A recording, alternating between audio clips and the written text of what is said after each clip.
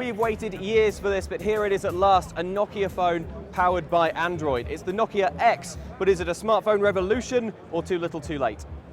So it's powered by Android, but you really wouldn't know it, and that's because Nokia has heavily customized this phone's interface. It looks a lot like the Windows Phone interface that you find on Lumia phones. It's made up of these big, colorful tiles. Now those tiles can be moved around and resized. Again, that's something borrowed from Windows Phone.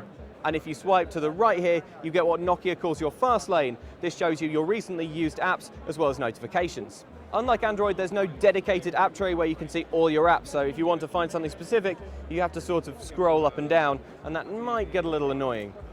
The other big question hanging over this phone is apps. Now, the biggest advantage of Android is access to the Google Play Store, which has so many apps in it, but this doesn't have that Google Play access.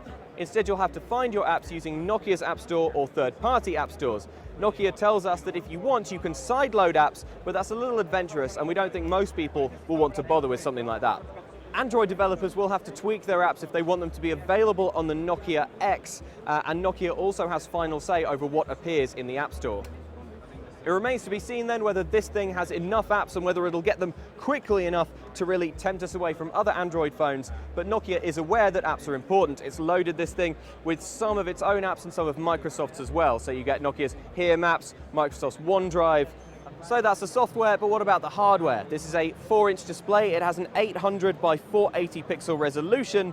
If I spin it around on the back, that's a 3 megapixel camera. There's no front-facing camera though, which might make video chat a little more awkward. It's powered by a dual-core 1 gigahertz processor. Now on paper, that's not a very fast chip, but actually this thing feels pretty smooth to use. The design is classic Nokia Lumia. It's got this chunky frame and it comes in loads of different colors.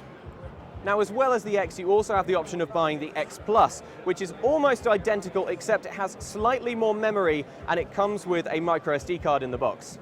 So the software leaves us with some questions, but one thing we can't really argue with is the price. This thing goes on sale immediately and it's only going to cost 89 euros, with the X Plus going on sale in a few months' time and costing 99 euros.